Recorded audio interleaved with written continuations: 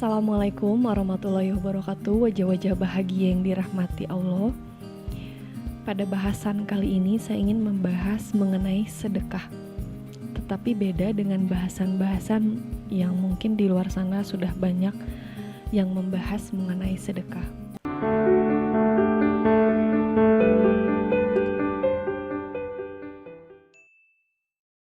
Mungkin banyak dari teman-teman yang belum tahu bahwa sedekah itu ada ilmu genetiknya. Maksudnya ilmu genetiknya itu, jadi sedekah ini ada inline atau hubungannya dengan apa yang kita keluarkan. Misalnya nih, teman-teman, kalau mungkin yang selama ini suka bersedekah, dan sedekahnya sembarang ke siapa saja, memang itu juga bagus.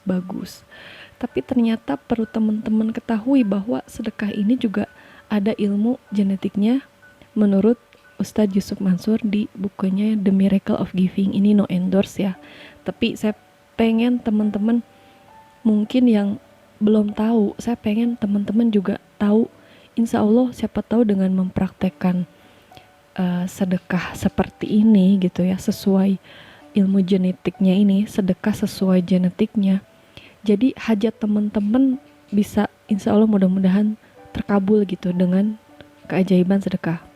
Contoh, misalnya ini kisah nyata ya, bukan contoh cerita, tapi ini kisah nyata yang diceritakan oleh Ustadz Yusuf Mansur, bahwa ada seseorang yang ingin mempunyai rumah gitu.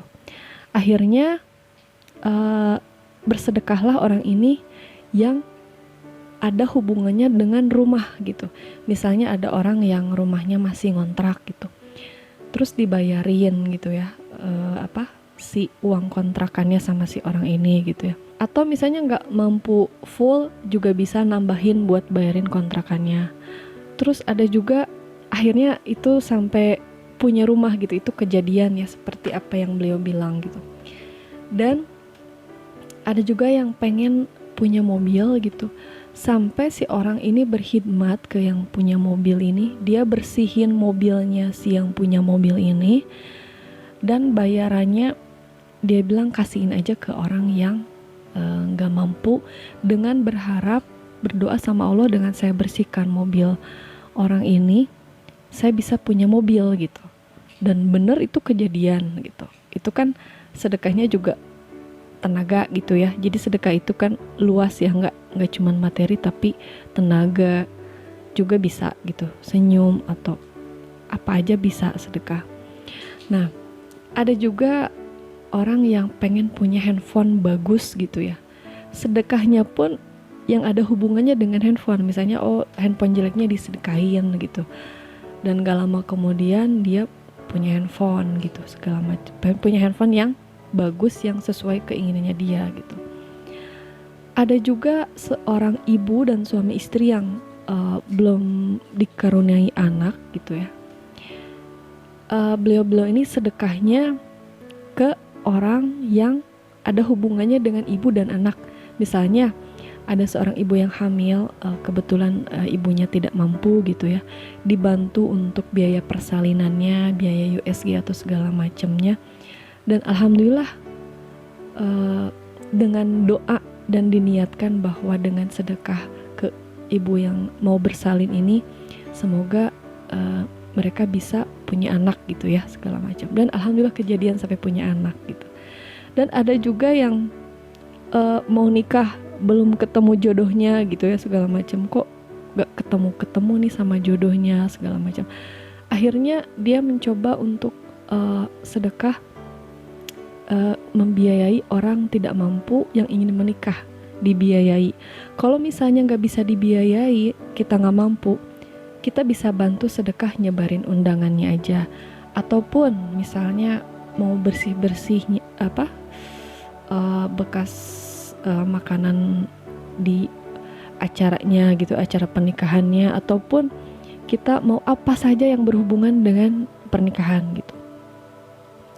Terus ada juga misalnya yang kita pengen gitu ya, nanti kubur kita lapang, kubur kita terang gitu ya di sana insya Allah.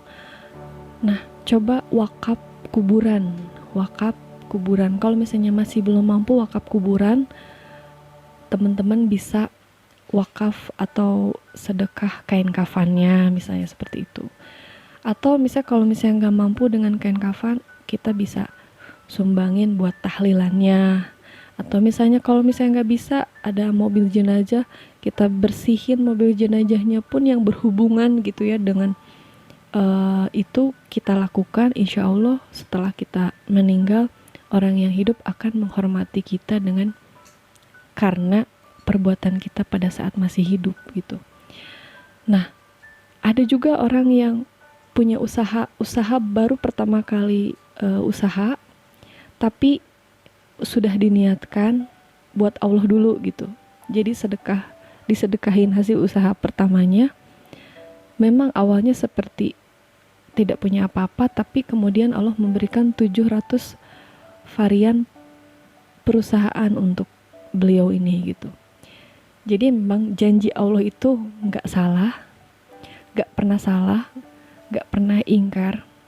Sudah jelas di surah Al-Baqarah ayat ke-261 bahwa Allah akan menggantikan satu dengan minimal 700 kali lipat gitu. Jadi buat teman-teman yang mungkin selama ini sedekahnya sembarang, coba misalnya kalau yang pengen punya rumah, coba nih siapa nih yang kira-kira ada saudara atau tetangga atau kerabat misalnya yang lagi kesulitan mau bayar kontrakan. Kalau kita nggak mampu berani bantuin full, coba minimal kita bisa bantuin setengahnya gitu, atau berapa aja sesuai kemampuan gitu. Ini betul-betul semua kisah nyata. Jadi teman-teman bisa praktekkan. Apapun hajat teman-teman, ingin punya anak soleh, kita sekolahkan anak-anak yang di pesantren gitu ya, kita bantu biayanya. Kalau kita nggak bisa bantu biaya, kita bisa sumbangin buku-buku atau Al-Quran atau apa aja yang ada hubungannya dengan anak kita pengen soleh gitu ya, segala macam. Nah, silakan teman-teman mungkin bisa praktekkan. Mudah-mudahan ini ilmu yang bisa mencerahkan dan teman-teman bisa praktekkan, dan semoga dengan mempraktekkan teman-teman semua akan mendapat keajaibannya sesuai apa yang Allah janjikan gitu. Karena di sini bukan saya, bukan semua para ulama yang menjelaskan mengenai keajaiban sedekah, tapi gak usah takut lagi. Seperti di video sebelumnya saya sudah jelaskan bahwa satu kali apabila kita bersedekah berharap 700 kali lipat, Allah akan berikan. Apabila kita memang mengharapkannya hanya 700 kali lipat. Tapi apabila kita sedekahnya, infaknya sudah tidak hitung-hitungan karena percaya dengan janji Allah, firman Allah, itu Allah pun akan balas dengan lebih dari 700 kali lipat. Seperti yang saya sudah jelaskan, bisa 7.000 kali lipat, bahkan 7 juta kali lipat Allah membalas. Jadi kenapa saya perhatikan orang-orang kaya seperti salah satunya Crazy Rich, Pondok Indah gitu ya, itu mereka tuh sedekahnya yang gila-gilaan. Bukan karena mereka kaya mereka sedekah, tapi justru karena mereka dari benar-benar dalam keadaan sempit mereka bersedekah. Justru dengan pada saat kita lagi sempit, keadaan kita lagi benar-benar lagi sulit, kita berani keluarkan. Dan apabila orang ini paham pada saat dia sedang bersedekah, berinfak, dia sedang otomatis melipat gandakan hartanya yang dia keluarkan. Jadi teman-teman sudah tidak berpikir lagi bahwa apa yang dikeluarkan teman-teman buat bersedekah itu akan mengurangi harta kita. Itu tidak. Jadi pikirannya udah gak ke situ lagi, mindsetnya udah gak ke situ lagi. Keluar tambah banyak, keluar tambah banyak. Jadi sifatnya uang itu memang gak suka ditahan. Jadi makanya kenapa ada orang pelit, orang kikir itu kadang-kadang uangnya ditipu orang gitu ya. Atau misalnya sakit gitu, jadi harus membiayai ke rumah sakit, ke dokter gitu ya, ataupun apa aja gitu. Karena sifat uang itu perlu teman-teman tahu, dia nggak suka ditahan gitu. Jadi uang itu juga sifatnya itu senang disirkulasikan. Jadi makin uang itu disirkulasikan, makin dia baliknya itu lebih banyak lagi gitu. Kalau kalau teman-teman ingin tahu.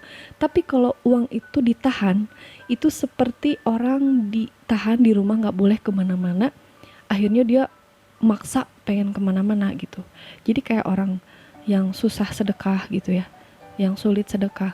Akhirnya Allah ambil paksa dengan misalnya ditipu orang atau misalnya harus keluar buat biaya rumah sakit atau apa, itu pasti keluar mau nggak mau gitu.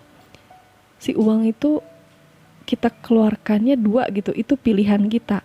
Mau kita keluarkan dengan sukarela, ya kan?